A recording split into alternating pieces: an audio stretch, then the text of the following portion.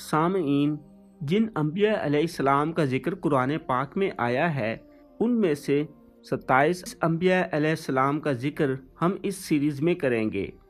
انبیاء علیہ السلام کے آنے کی ترتیب کے ساتھ ہم نے ایپیسوڈز کو ترتیب دیا ہے، یعنی پہلی ایپیسوڈ میں ہم حضرت آدم علیہ السلام کا ذکر کریں گے، اسی طرح اگلی ایپیسوڈز میں اگلے آنے والے پیغمبر علیہ السلام کا ذکر ہم اس سے اگلی ایپیسوڈ میں کریں گے۔ اسی طرح حضرت آدم علیہ السلام سے لے کر حضرت محمد صلی اللہ علیہ وآلہ آلہ وسلم تک تقریباً 27 انبیاء علیہ السلام کی زندگی کے بارے میں ہم آپ کو اس سیریز میں بتائیں گے۔ آپ ایپیسوڈ 1 دیکھ رہے ہیں اور اس میں ہم حضرت آدم علیہ السلام کا قصہ آپ کو بتائیں گے۔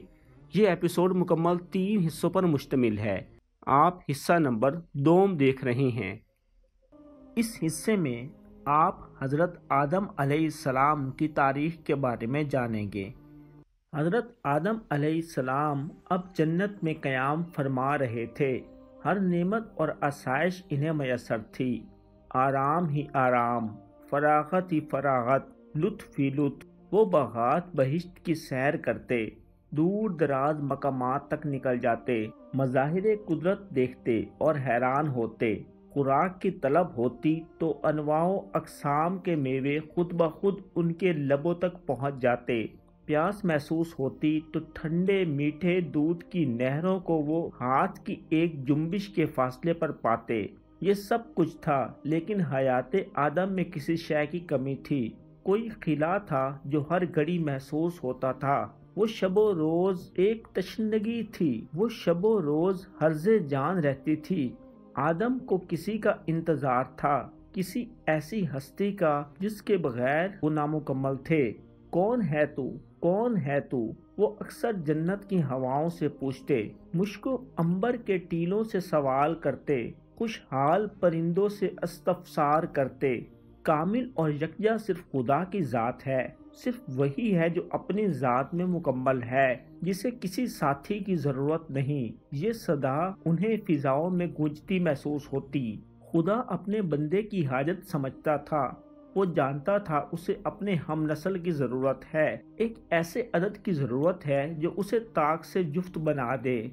خدا کی یہ منشا تھی کہ وہ حضرت آدم علیہ السلام کا ساتھی پیدا کرے۔ ایک روز جب حضرت آدم علیہ السلام کی اداسی اپنے عروج پر تھی، احساس تنہائی سے گھبرا کر وہ اپنے مستقر سے دور نکل گئے۔ وہ ایک ٹیلے پر بیٹھ کر خدا سے دعا کرنے لگے، اے خدا، میرے اندر یہ کیسی طلب ہے، یہ کس خواہش کا غبار میرے بدن میں پھیلا رہتا ہے۔ تو حاجت روا اور مشکل کشا ہے، میرے تقاضوں کو سمجھتا ہے۔ اے خدا، میری حاجت پوری کر، میری پریشانیوں کو دور فرما۔ آخر حضرت آدم علیہ السلام کی یہ دعا قبول ہوئی۔ اللہ تعالیٰ نے حضرت جبرائیل علیہ السلام کو بھیجا اور حکم دیا کہ آدم علیہ السلام کی ایک بائیں پسلی نکالو۔ آدم علیہ السلام پر نیند طاری ہو گئی۔ اس نیند میں ان کی پسلی اس طرح نکالی کہ انہیں بالکل تکلیف محسوس نہیں ہوئی۔ اللہ تعالیٰ نے اپنی قدرت کاملہ سے اس پسلی کے اندر سے حوا علیہ السلام کو تخلیق کیا۔ اللہ تعالیٰ نے انہیں خوبصورتی، خوبروئی اور نزاکت و لطافت بخشی۔ انہیں مہر وفا، شرم اور شفقت کی صفات سے نوازا۔ کائنات میں جتنا بھی حسن ہے وہ حضرت حوا علیہ السلام کے حسن کا 10واں حصہ ہے۔ 90 حصے حسن خدا نے حضرت حوا علیہ السلام کو دیا۔ پھر حوا کو تاج زری پہنانے کے بعد طلائی تخت پر بٹھایا گیا۔ اس کے بعد آدم کو گہری نیند سے جگا لیا گیا تاکہ وہ حوا کا جلوہ دیکھ سکیں۔ حضرت آدم علیہ السلام نے بیدار ہو کر اپنے سامنے دیکھا تو تخت زری پر ایک پیکر حسن و جمال پایا۔ وہ دیکھتے رہ گئے، پھر بے قرار ہو کر تیزی سے اس کی طرف بڑھے۔ تب بارگاہ الہی سے صدا آئی، اے آدم، خبردار، نکاح کے بغیر تو اس کے قریب مت جانا۔ حضرت آدم علیہ السلام نے اللہ تعالیٰ سے درخواست کی کہ ان کا نکاح پڑھایا جائے۔ بارگاہ حق میں ان کی درخواست قبول ہوئی۔ 7 آسمانوں کے فرشتے جوق در جوق اس جگہ جمع ہونے لگے۔ پھر جنت فردوس میں اس پہلے نکاح کی تقریب برپا ہوئی۔ درخت طوبہ کے نیچے اس زرعی تخت پر آدم و حوا قریب قریب بیٹھے تھے۔ اللہ تعالیٰ نے نکاح کا صیغہ پڑھا۔ حمد میری ثنا ہے اور بزرگی میری چادر، کل مخلوقات میرے غلام اور لونڈیاں ہیں، انبیاء میرے رسول اور اولیاء میرے دوست ہیں، محمد میرے حبیب اور رسول ہیں صلی اللہ علیہ وسلم۔ تخلیق کیا میں نے ہر چیز کو تاکہ وہ گواہی دے میری وحدانیت پر۔ بے شک میں نے نکاح باندھ دیا آدم اور حوا کا ساتھ اپنی قدرت کے۔ آدم کا مہر حوا کے نکاح کا میری حمد و ثنا ہے۔ اے آدم، تم اور تمہاری عورت جنت میں رہو اور وہاں کی تمام نعمتوں سے بے خوف و خطر استفادہ کرو، مگر ایک درخت کے پاس مت جانا، ورنہ پھر تم نا انصاف ہوگے۔ اور میرا سلام تم پر ہو اور میری طرف سے صحت و برکت ہو۔ نکاح کے بعد حضرت آدم نے خدا کی حمد و ثنا کی۔ آسمانوں پر آدم و حوا کے نکاح کا جشن منایا جانے لگا۔ چار سو رنگ و نور کی بارش ہونے لگی، خوشبوؤں نے آنچل کھولے، نظاروں نے خود کو نمایاں کر کیا اور کائنات کا ذرہ ذرہ تبسم ریز ہو گیا۔ حضرت آدم علیہ السلام نے جب حوا کے جسمانی قرب کا ارادہ کیا تو عرش الہی سے صدا آئی، اے آدم رک جاؤ، جب تک تم مہر ادا نہ کر دو حوا تم پر حلال نہ ہوگی۔ حضرت آدم علیہ السلام نے کہا، اے خدا میں مہر کہاں سے ادا کروں؟ باری تعالیٰ نے جواب دیا، محمد صلی اللہ علیہ وآلہ وسلم پر 10 دفعہ درود پڑھو۔ یہ اسم بابرکت سن کر حضرت آدم علیہ السلام کو شوق دیدار ہوا۔ عرش معلی سے ندا آئی، اے آدم اپنے ناخن کی طرف دیکھ۔ حضرت آدم علیہ السلام نے حکم کی تعمیل کی تو ناخن میں تشبیہ مبارک حضرت محمد صلی اللہ علیہ وآلہ وسلم نظر آئی۔ جوش میں حضرت آدم علیہ السلام دیکھتے رہ گئے اور بے اختیار زبان سے درود جاری ہو گیا۔ حضرت آدم علیہ السلام نے رسول پاک صلی اللہ علیہ وآلہ وسلم کی رسالت کا اقرار کیا اور ان پر ایمان لائے۔ ان واقعات کے بعد حضرت آدم علیہ السلام کی نئی زندگی کا آغاز ہوا۔ وہ حضرت حوا کے ساتھ بہشت کی نعمتوں سے لطف اٹھانے لگے، جہاں چاہتے جاتے، جو پسند ہوتا کھاتے، جب چاہتے استراحت کرتے۔ خدائے بزرگ و برتر کی حمد و ثنا اور اس کی نعمتوں سے استفادہ کرنے کے سوا انہیں کوئی کام نہیں تھا۔ خدا تعالیٰ نے حضرت آدم علیہ السلام کو بتا دیا تھا کہ ابلیس ملعون جس نے تجھے سجدہ نہیں کیا تھا تجھے گمراہ کرنے کی کوشش کرے گا۔ یہ بات حضرت آدم علیہ السلام کے ذہن پر نقش ہو چکی تھی اور وہ ابلیس کی طرف سے خبردار تھے۔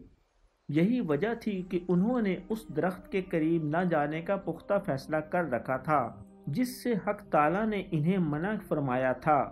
یہ ایک نہایت خوشنما درخت تھا۔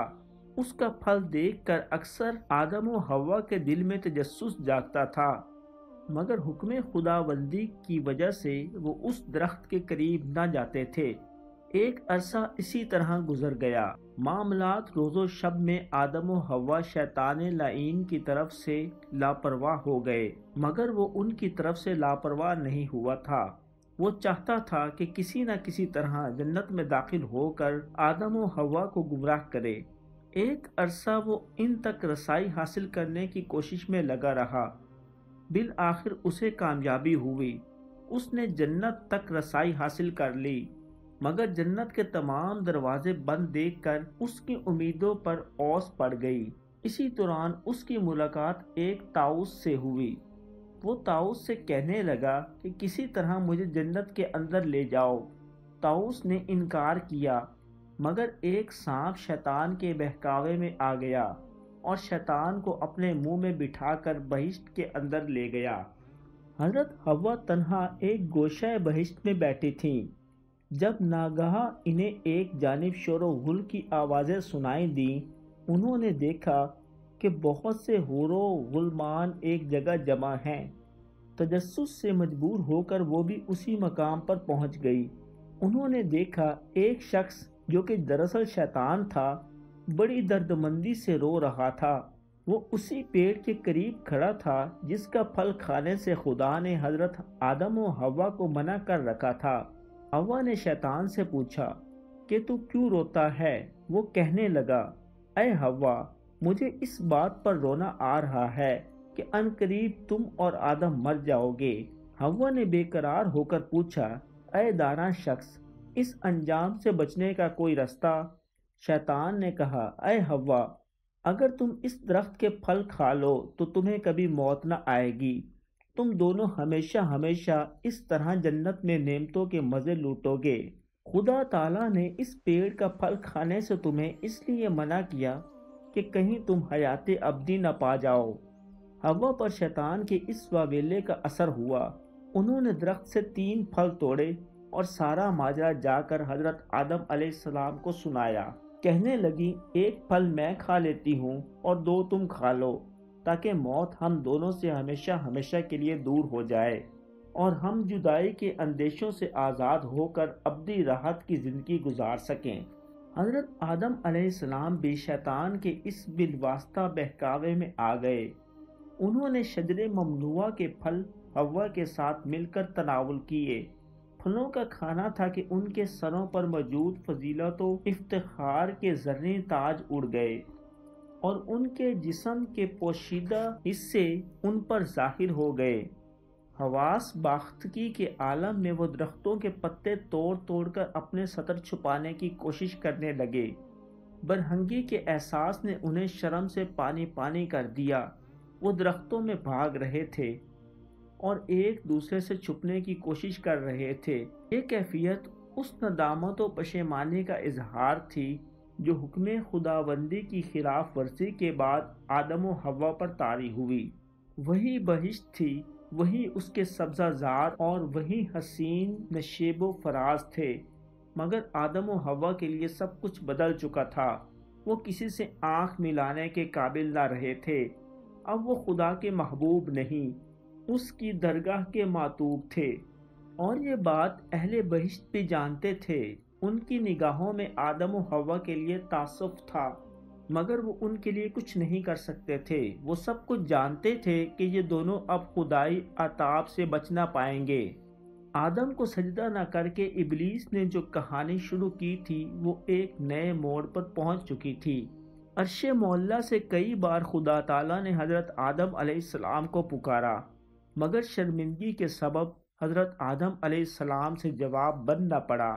آخر جبرائیل علیہ السلام ان پر ظاہر ہوئے اور انہوں نے کہا، اے آدم، آپ کا رب آپ کو پکارتا ہے۔ تب حضرت آدم علیہ السلام نے اپنے مالک کی صدا کا جواب دیا، اے رب العزت، ہم تیرے عاصی تجھ سے شرمندہ ہیں۔ باری تعالیٰ نے فرمایا، اے آدم، کیا میں نے تجھے اس پیڑ کے قریب جانے سے منع نہ کیا تھا؟ میں نے یہ نہیں کہا تھا کہ شیطان تمہارا دشمن ہے، وہ تمہیں راہ سے بھٹکانے کی کوشش کرے گا؟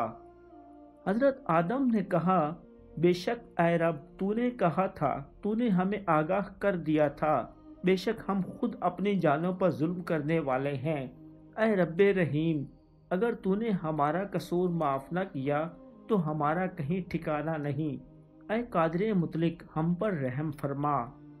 بارگاہ ایزدی سے حضرت آدم و حوا کے لیے حکم ہوا، تم دونوں اب یہاں سے نکل چلو۔ کرۂ ارض پر ایک دوسری طرح کی زندگی تمہاری منتظر ہے۔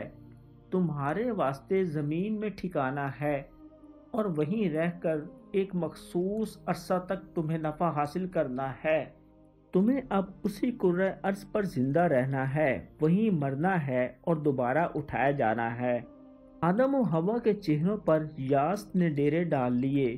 ہاں، انہی باغات اور سبزہ زاروں میں انہوں نے اپنی حیات کا حسین ترین عرصہ بسر کیا تھا۔ ان فضاؤں میں ان کی باہمی محبت کی یادیں بسی ہوئی تھیں، انہی ہواؤں میں ان کی حمد و ثنا گونج رہی تھی۔ یہ جنت ان کی ناقابل فراموش یادوں کی جنت تھی، اور اب وہ اس جنت سے بچھڑ رہے تھے۔ حکم ربی کے مطابق جبرائیل علیہ السلام نے آدم و حوا کو افلاک سے زمین پر پہنچا دیا۔ ان دونوں کے علاوہ طاؤس، سانپ اور شیطان کو بھی زمین پر پھینک دیا گیا۔ بہشت سے جدائی اور اپنے مالک و خالق کی ناراضگی کا غم آدم و حوا کی آنکھوں سے آنسو بن کر بہہ رہا تھا۔ وہ گریہ و زاری کر رہے تھے اور آسمان کی طرف منہ اٹھا اٹھا کر خدا سے معافی اور رحم کے خواستگار تھے، مگر مشیت ایزدی کو یہی منظور تھا کہ آدم و حوا زمین پر پہنچیں، وہاں بسیرا کریں اور ان سے ایک نئی دنیا کی تخلیق ہو۔ ان دونوں کو زمین پر بھیجنے میں اس علیم الحکیم کی ہزاروں حکمتیں اور دانائیاں پوشیدہ تھیں، لہذا آدم و حوا کی دعاؤں کو فوری قبولیت حاصل نہیں ہوئی۔ وہ اپنے گناہ پر شرمسار تھے اور ایک مدت زمین پر مارے مارے پھرتے رہے اور اپنے لیے بخشش طلب کرتے رہے۔ روایات کے مطابق حضرت آدم علیہ السلام کو جزیرہ لنکا کے ایک مقام کوہ سراندیپ پر اتارا گیا، حوا کو ان سے کوسوں دور جدے میں اتارا گیا، باقی تینوں میں سے ابلیس کو سیستان میں، سانپ کو اصفہان میں اور طاؤس کو کابل میں اتارا گیا۔ حاصل کلام یہ کہ آدم اور حوا ایک دوسرے سے دور سنسان اور بے آباد زمین پر بے آسرا گھوم رہے تھے۔ پہلے زخم ہی کچھ کم نہ تھے، اب انہیں ایک دوسرے کی جدائی بھی برداشت کرنا پڑ رہی تھی۔ ایک زمانہ گزر گیا، حضرت آدم علیہ السلام شب و روز گریہ زاری کرتے رہے اور یہی دعا مانگتے رہے، اے رب، تو نے مجھے اپنی قربت سے محروم کر دیا، مجھے فرشتوں کی تسبیح و تہلیل سے تہی کر دیا، مجھے بخش دے۔ آخر خدا کو اپنے بندے کی حالت پر رحم آیا اور حضرت آدم علیہ السلام کو توبہ کا طریقہ القا فرمایا۔ حضرت آدم علیہ السلام نے اس طریقے سے توبہ کی اور اسے بارگاہ الہی میں قبولیت حاصل ہوئی۔ حضرت آدم علیہ السلام کی مایوسی اور غریب الوطنی دور کرنے کے لیے اللہ تعالیٰ نے اپنی قدرت سے یاقوت سرخ کا ایک خوبصورت گھر ظہور پذیر کیا۔ اس کا نام بیت المعمور یا بیت الصراخ تھا۔ یہ وہی جگہ ہے جہاں اب خانہ کعبہ ہے۔ اس گھر کی ایک دیوار میں حجر اسود بھی پیوستہ تھا۔ اس کے بعد حضرت جبرائیل علیہ السلام زمین پر آئے اور حضرت آدم علیہ السلام کو ان کی توبہ قبول ہونے کی خوشخبری سنائی۔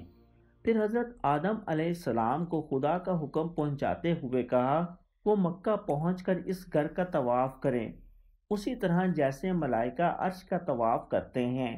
اس طواف سے ان کے دل کو سکون اور راحت نصیب ہوگی۔ بعد ازاں جبرائیل علیہ السلام نے آدم علیہ السلام کو مناسک حج کے متعلق بتایا اور آدم حج کی ادائیگی کے لیے عازم مکہ مکرمہ ہوئے۔ یہ تنہائی اور حیرت کا سفر تھا۔ وہ زمین کی وسعتوں اور اس کی نرنگیوں کو دیکھ دیکھ کر حیران ہو رہے تھے۔ وہ چلے جا رہے تھے۔ بعض روایات کے مطابق ان کا قد بہت لمبا تھا اور جس جس جگہ ان کے پاؤں پڑتے گئے وہاں زندگی کے آثار نمودار ہوئے، زمین زرخیز ہوئی اور سبزہ پیدا ہو گیا۔ حضرت آدم علیہ السلام اپنے وجود کی کرامات سے بے خبر مکہ مکرمہ کی طرف رواں رہے۔ ان کی خواہش تھی کہ جلد سے جلد حکم ربی کی تعمیل ہو اور وہ اس گھر کا طواف کریں۔ آخر وہ اپنی منزل پر پہنچے۔ بیت المعمور ان کے سامنے تھا۔ انہوں نے خدا کی محبت اور اطاعت میں ڈوب کر مناسک حج ادا کیا۔ خدائی فرمان کے مطابق ان کی بے سکونی کو کسی درجہ قرار آیا۔ حج کے بعد وہ مکہ کے اطراف و جوانب کی سیر کو نکل گئے۔ وہ ایک چمکیلی صبح تھی۔ مکہ کے ویران پہاڑوں پر ایک سنسان دھوپ پھیلی ہوئی تھی۔ چہار سو ایک سکوت کامل طاری تھا۔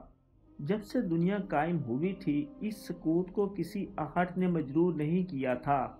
ان پہاڑوں پر بھی کسی ذی روح کے قدم نہیں پڑے تھے، لیکن آج یہ ویرانہ انسانی آوازوں سے آباد ہونے والا تھا۔ یہاں کے نشیب و فراز انسانی چاپ سے بہرور ہونے والے تھے۔ کوئی شخص کسی سے ملنے والا تھا۔ بنجر زمین پر ملاب کا پہلا پھول اگنے والا تھا۔ حضرت آدم علیہ السلام ستے قدموں سے چلتے نواحی پہاڑوں میں گھومنے لگے۔ ان کے تصور میں حوا کا حویلہ تھا۔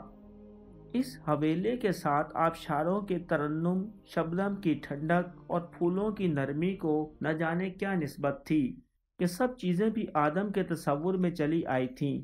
وہ سوچ رہے تھے میرا معبود تو مجھ سے راضی ہو گیا، لیکن میری دنیا مجھے واپس نہ ملی۔ ہوا انجانے کہاں اور کس حال میں ہے۔ وہ خدا سے کوئی سوال بھی نہ کرنا چاہتے تھے کہ اس میں مالک کی ناراضگی کا کوئی پہلو نہ نکل آئے۔ وہ نہیں جانتے تھے کہ ان کی آزمائش کی گھڑیاں ختم ہونے والی ہیں۔ ان کے انتظار کی شاخوں پر وصل کے پھول کھلنے والے تھے۔ حضرت حوا بھی آدم کی جدائی میں پریشان و دل گرفتہ تھی۔ خدا کی ناراضگی کا احساس، وہ اپنے جیون ساتھی کی یاد انہیں ہمہ وقت رلاتی تھی۔ آدم تو اس سے پہلے بھی حوا کی تخلیق سے قبل تنہائی و اداسی کے عذاب سے دوچار ہو چکے تھے، مگر حضرت حوا کے لیے یہ پہلا موقع تھا۔ ایک روز وہ بھی دل بہلاوے کے لیے جدہ کے مقام سے مکہ کی طرف روانہ ہوئی۔ ان کے خواب و خیال میں بھی نہ تھا کہ ایک جگہ انہیں پتھر پر حضرت آدم علیہ السلام اپنی سوچوں میں گم بیٹھے نظر آئیں گے۔ حضرت آدم علیہ السلام کو دیکھ کر وہ ٹھٹکیں۔ حضرت آدم نے بھی انہیں دیکھا۔ دونوں کی آنکھوں میں اجنبیت تھی۔ وہ ایک دوسرے کو ٹھیک طرح سے پہچان نہیں سکے۔ ماہوں سال کی گردش نے ان کے خد و خال پر صحبتوں اور کڑی آزمائشوں کی گرد چڑھا دی تھی۔ جسمانی تغیرات اور بعد زمانہ کے سبب وہ پہلی نظر میں ایک دوسرے کو اجنبی لگے۔ پھر حضرت جبرائیل علیہ السلام نے آسمان سے اتر کر ان کا ایک دوسرے سے تعارف کرایا۔ اے آدم، یہ تمہاری منکوحہ حوا ہیں، اور اے حوا، یہ آدم ہیں جن کے ساتھ خدا نے تمہارا جوڑا بنایا تھا۔ آدم اور حوا کی آنکھوں میں آنسو بہہ نکلے۔ برسوں کی تمنا ایک لمحے میں سمٹ آئی، اور آدم نے بے قرار ہو کر حوا کو اپنے قریب کر لیا۔ دونوں بڑی دردمندی سے رونے لگے۔ اس وقت دونوں کو حکم ہوا کہ سراندیب چلے جاؤ، تاکہ وہاں تمہاری اولاد پھلے پھولے اور یہ کرۂ ارض آباد ہو۔ حکم ربی کے مطابق آدم و حوا سراندیب پہنچ گئے۔ ایک روز جبرائیل علیہ السلام ان کے پاس 60 ٹکڑے لوہے کے لے کر آئے تاکہ انہیں آہن گری سکھائیں۔ آگ کی ضرورت پڑی تو جہنم سے آگ لائی گئی، لیکن وہ اس قدر گرم تھی کہ استعمال نہ کی جا سکی۔ بالآخر چفماک پتھر رگڑ کر اس سے آگ پیدا کی گئی۔ جبرائیل علیہ السلام نے آدم کو آہن گری سکھائی اور آلات زراعت بنا کر دیے۔ بہشت سے نکلتے وقت حضرت آدم علیہ السلام کے پاس چند پودے اور کچھ گندم موجود تھی۔ زراعت کے اسباب مہیا ہو گئے تو ایک روز آدم اور حوا زمین کے سینے سے رزق حاصل کرنے کے لیے نکل کھڑے ہوئے۔ ایک خطہ اراضی پر ہل چلا کر بیج بویا گیا۔ آدم نے گندم اور حوا نے جو بوئے۔ پھر وہ شب و روز اس کھیتی کی دیکھ بھال میں لگ گئے۔ ان کی زندگی ایک خاص ڈگر پر چل نکلی۔